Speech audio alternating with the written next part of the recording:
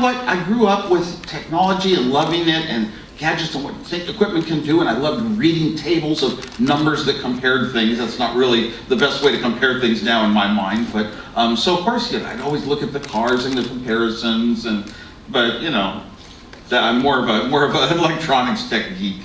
Yeah, these guys have the hardware. Sure, The yeah, and like Jim, you know, I grew up with science fair projects. So by 5th grade, I got to a project with 100 switches and 100 lights and all this painting and huge things I had to drill and hook together, all the wires and wrap-ups, and this is a huge project. So I was a builder of electronics, and by 6th grade got a ham radio license. You have to study all the formulas of electronics and how electrons go through different kinds of parts and make radios and that sort of stuff, and pass your tests and learn Morse code. And then by then I was also building parts with hundreds of transistors that would play tic-tac-toe. So I had such an early start, but I was so shy. I couldn't ask anyone what a computer was. They had no books in schools or in the libraries or anything.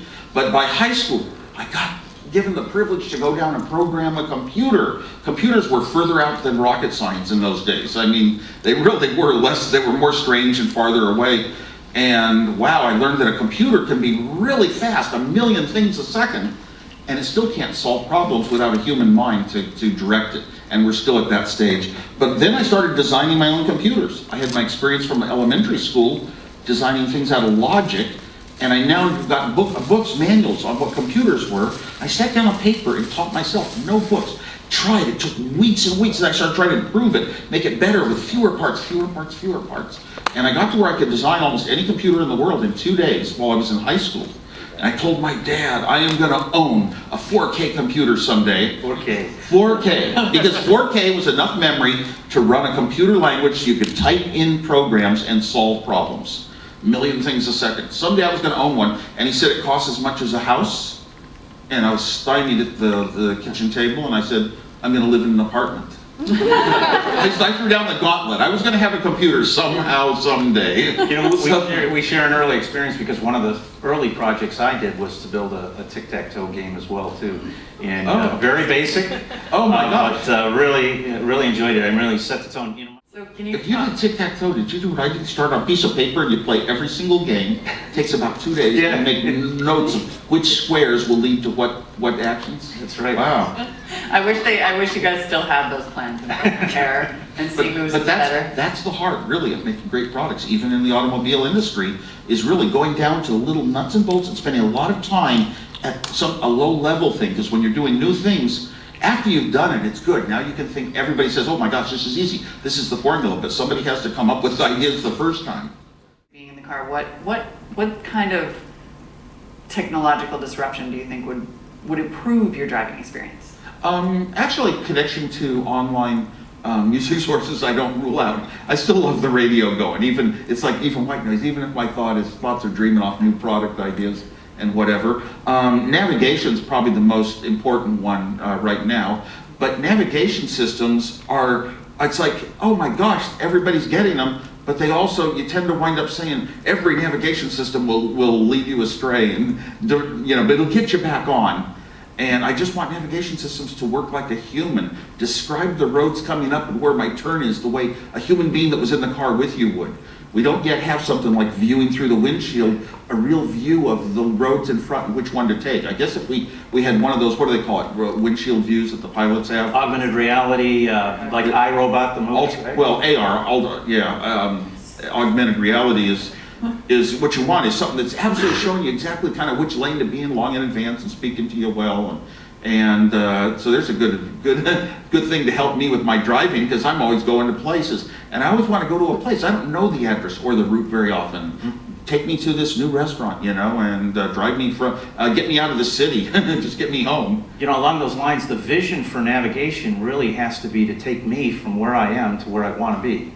And that's not just my car from where it is to where I need it to be. It's me to my car to the location closest to where I want to be, and then that last bit from the parking lot to the restaurant or wherever my final location is. And I don't want to have to be transferring back and forth between my handheld navigation system and the vehicle and then back to the handheld and so on. Just like it to be seamless. Yeah, you might have been in your room and I've got to get to a certain restaurant or a certain conference center or a certain meeting somewhere.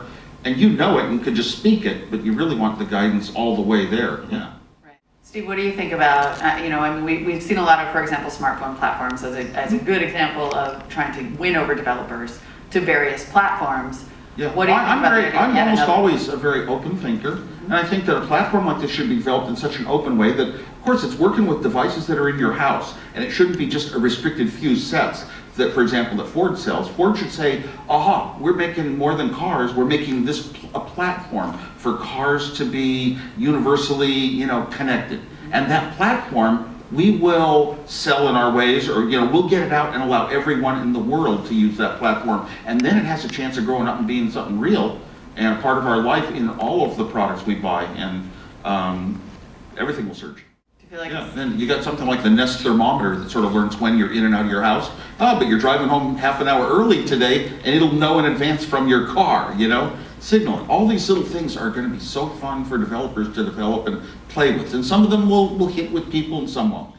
So personalization, I know, is a big area of interest to you in the car, but user experience, Well, has to be key there. yeah, but basically, get in the car, and it's got to be, if it's right in your face, you've got a whole bunch of your technology, from your Facebooks and your browsers and your email and your listening, and you got everything popping up, especially while you're driving. I don't think that's what really enhances the driving experience. Save that for when you're at home or you're not driving. Well, sure, if you have one of these automated vehicles that drives itself, then you're fine. Good. You don't even need a steering wheel in front of you. You got lots of room for your display right there. Then Facebook all you want. Reaching over, we used to just have radio in a car, and that was about the most you did. Changing cassettes. A number of people went off the road and crashed changing cassettes. And now, if you're trying to tap your way through screens and you slightly miss and you have to back up, can you imagine how long your eye is off the road? And no, that's dangerous stuff. So you do not want to make that very prominent. Computers are becoming so inexpensive to have so much computer, what we have in our pockets alone, and what you have in cars, so many dozens of processors, I hear, and dozens of sensors and little motors that do everything from windshield wipers. This is a very complicated system even compared to an iPhone as far as input-output goes. But, those sensors had better be, I want the ones that are looking ahead. Little bits of radar, little bits of vision, back of the car, front of the car, and warning me, very strong beeps when things are happening. Maybe even taking a little bit of drivetrain control, to make life a little safer. Maybe if we're short of a self-driving car, we still like what we have now, which is, cruise control distancing and lane keep and all that. I mean, we don't know how the brain is wired actually, so we kind of have to program these things to seem like the best we can. Voice recognition has gotten much further on all technology equipment today, all technology than I ever thought it would in my life. It understands the phonemes well, it puts together the correct words, choosing choices when it gets incorrect data. It must be filtering frequencies in the air and rhythms of the speech that's coming. It's pretty amazing that the microphone can be not right in front of your mouth anymore. It can be way over there in a car with extra car noise and still get the words right.